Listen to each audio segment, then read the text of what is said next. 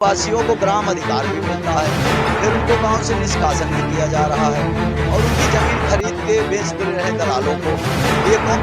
मेरे पास जमीन है।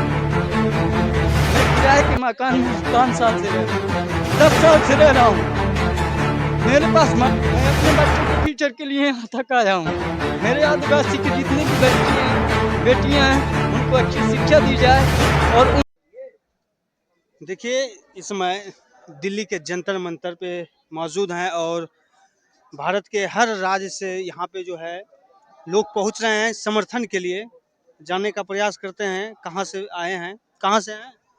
मेरा नाम दादूलाल कोल है। नव बिरसा मुंडा भू अधिकार मंच महिला सशक्तिकरण के मैं राष्ट्रीय अध्यक्ष हूँ।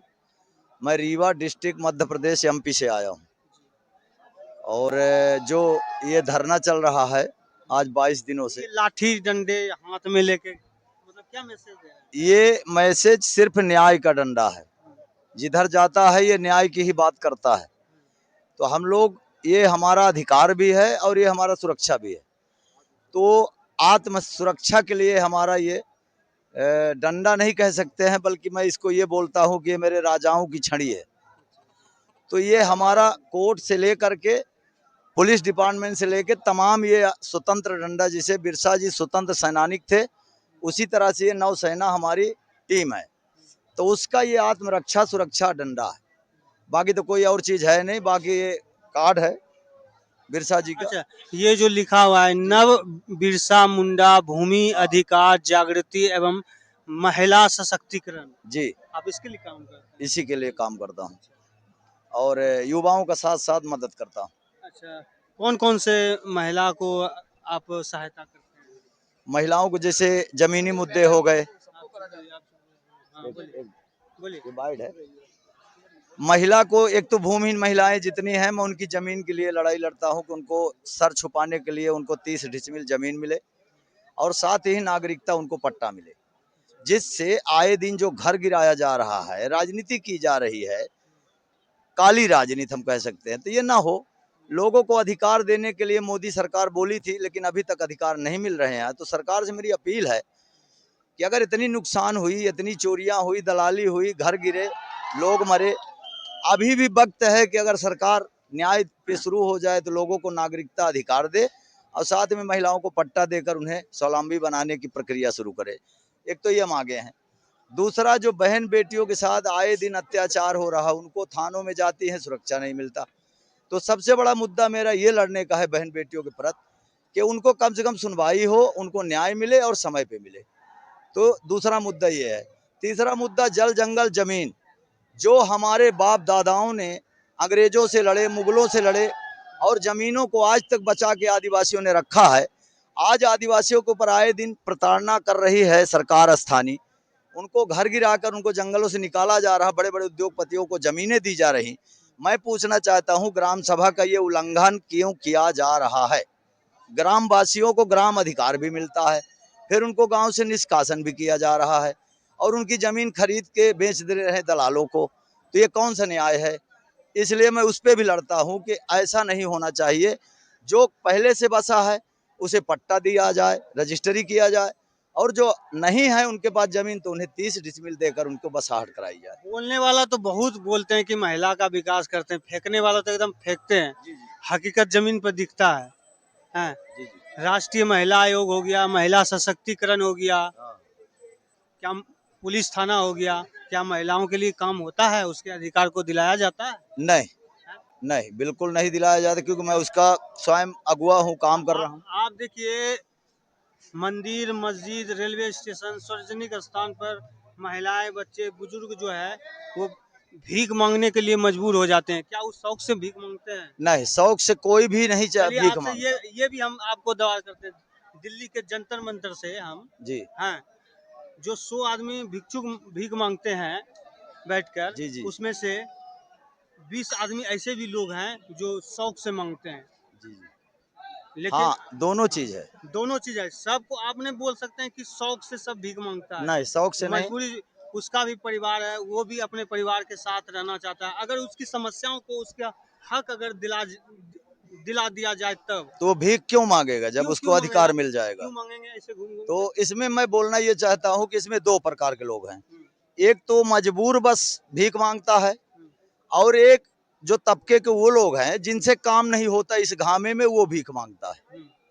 तो ये दो तबके के लोग होते हैं, एक मजबूरी में मांग रहा है और एक उसी का नकल कर रहा है। लेकिन जो मजबूरी में मांग रहा है उसकी संख्या ज्यादा है, हाँ, अजोर जो ये काम नहीं कीन हो, इनकी संख्या कम है। कम है। पुलिस थाना में जाते हैं, हम्म। क्या स्थिति होता है पता है?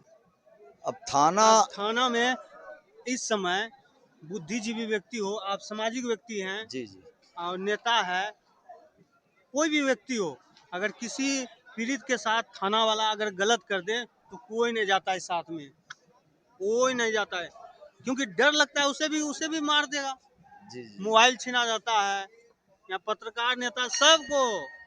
नहीं, जहाँ मैं काम कर रहा हूँ, और 5 नौकरी लगते 5 साल के बाद जो है ना 50 करोड़ का संपत्ति बना लेते हैं। हाँ हाँ, ये तो बिल्कुल राइट है हैं? कि आप भ्रष्टाचार हर चीज पे है, अगर हम कह सकते हैं समेट करके, तो चाहे वो सुरक्षा हो, चाहे अधिकार हो, चाहे जंगल जमीन हो, बात चाहे करें, रोजगार हो, सब पर एक भ्रष्टाचार है। बात आपसे बात करेंगे, सीआरपीएफ का जवान हो, सीआईएसएफ हो, बीएसएफ हो, आईटीबीपी हो, आर्मी हो, जितने भी सेंट्रल गवर्नमेंट वाले पुलिसकर्मी हैं या अधिकारी हैं, वो अपने जीवन काल में जो है ना 50 लाख भी जो है ना जमा नहीं कर पाता है, और जो स्टेट पुलिस की है वो 10 साल में जो है ना 100 करोड़ कमा लेता है। जी जी जी, इस बात को मानते हैं? बिल्कुल मानता हूं मैं इस बात को, क्योंकि आर्मी हमारी, और आर्मी तर्मी का इसमें कोई, हाँ, थाना पुलिस में कोई इज्जत नहीं है। कोई इज्जत नहीं है। जैसे पब्लिक के साथ बर्ताव होता है उसी तरह आर्मी के साथ होता है। हाँ, बेफिजूल तो ऐसे मारते और हैं। दूसरी बात, आर्मी अपने ईमानदारी पे कायम रहती है, वो बेईमानी नहीं करती क्योंकि आप देश जानते हैं? देश से प्यार करती है। हम्म।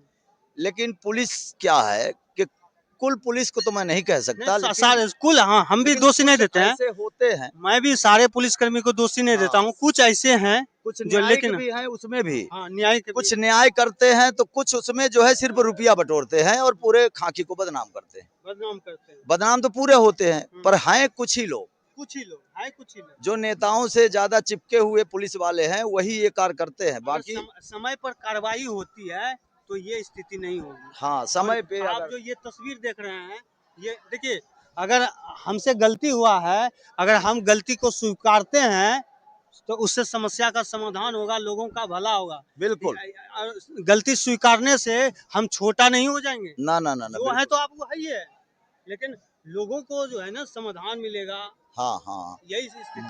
गलती, इंसान कितना ही गलती करे, लेकिन जब तक गलती को स्वीकार नहीं करेगा, तो उसे, मैं समझता हूं कि उसे समाज कभी सम्मान नहीं करता। अगर जिस दिन वो गलती को स्वीकार कर लिया, तो वो गंगा न्यायालय में भी तर जाता है और समाज में भी तर जाता है, दोबारा उसके बात पे विश्वास किया जाता है। पर अगर वो अपनी गलती को ही नहीं स्वीकार कर रहा, वो दोहराए जा रहा गलती, चाहे वो सरकार हो, चाहे वो डिपार्टमेंट हो, तो गलती सो गलती है। चलिए, आपका क्या नाम है? हमारा रोशन लाल कोल रोशन लाल जी, एमपी। क्या कहेंगे?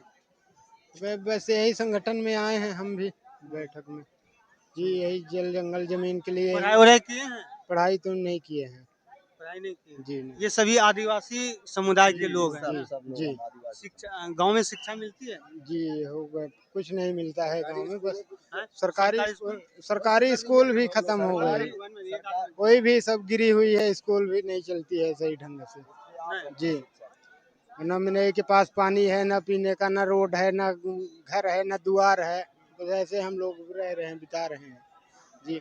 वहाँ से चल के यहाँ आए हैं अपना जी। लेकिन पढ़ने का मन आपको भी करता होगा कि हम भी पुलिसकर्मी बने, बड़े बड़े अधिकारी तो हो गया, हमारी तो पढ़ चुके हैं, जो हमारे लड़के बच्चे हैं उनके लिए स्कूल बनना जरूरी है कि बन जाए, बढ़िया शिक्षा मिले सब लड़कों कौन सा बच्चों जिला है का। आपका? रीवा जिला है रीवा जिला। गांव जी, कौन सा है? गढ़ तेंदुआ, तेंदुआ कोठार, तेंदुआ आपके स्कूल कोठार, नहीं है? तहसील मनगा। तहसील मनगवा जी। चलिए, इनका ले लीजिए। आप कहाँ से हैं? आप नाम क्या है आपका? मेरा नाम प्रेमलाल कोल है। क्या कहेंगे, किस लिए पहुँचे हैं यहाँ पे? मैं यहाँ पे शिक्षा के लिए पहुँचा हूँ। मेरे गांव पे एक स्कूल है, जो प्राइमरी है 8वीं तक की स्कूल है। और वहाँ पे मैं देखा कि आज से पहले जो था, जब मैं छोटा था उस टाइम पे वहाँ पे करीब नहीं तो 2000 बच्चे 1000 बच्चे पढ़ाई करते थे। आज की कंडीशन ये है कि वहाँ पे करीब नहीं तो 50 से 30 लड़के पढ़ाई कर रहे हैं और शिक्षा ऐसी मिल रही है, मतलब कि वो लोग सही ढंग से काका तक नहीं पढ़ पा रहे हैं। ऐसी सरकार की व्यवस्था है। मैं अपील करना चाहूँगा कि हमारे जितनी भी स्कूलें हैं, शासन से मैं अपील करना चाहता हूं कि हमारे आदिवासी समुदाय के बीच में जितनी भी सरकारी स्कूलें हैं उनकी व्यवस्था सुधारी जाए, उनका अच्छे से ध्यान रखा जाए और अच्छे से अच्छे टीचर लाए जाए। क्योंकि आज मैं देख रहा हूं कि प्राइवेट स्कूलों में बच्चे भर भर के गाड़ी पे जा रहे हैं और हमारी शासन की स्कूल जो सरकारी है उसमें बल्कि बिल्कुल भी नहीं जा रहे। क्यों नहीं जा रहे हैं ये मेरे समझ में नहीं आ पा रहा है। बल्कि वो भवन तोड़वाए जा रहे हैं। और हमारे गांव में हमारे शासन क्या कर रहा है? प्रशासन वहाँ पे कोई सही ढंग से काम नहीं कर रहा है, इंटरेस्ट नहीं ले रहा है। तभी तो हम लोग वहाँ से चल के यहाँ पे आए और हमारे पास जमीन भी नहीं है। बिल्कुल मैं बेघर आदमी हूँ। मैं नहीं है। मेरे पास जमीन नहीं है। मैं किराए के मकान में 5 साल से रह रहा हूँ, 10 साल से रह रहा हूँ। मेरे पास मकान नहीं है। अब समझ लीजिए मैं किस कंडीशन में अपनी जिंदगी बिता रहा हूँ। मैं अपने बच्चों के फ्यूचर के लिए यहाँ तक आया हूँ। मेरे आदिवासी के जितने भी बच्चे हैं, बेटियां हैं, उनको अच्छी शिक्षा दी जाए और उनको अच्छे से अच्छे जगह पे नौकरी दी जाए जो शिक्षित हों। मैं सरकार से यही गुजारिश करता हूँ। बस निवेदन मेरा यही है। धन्यवाद।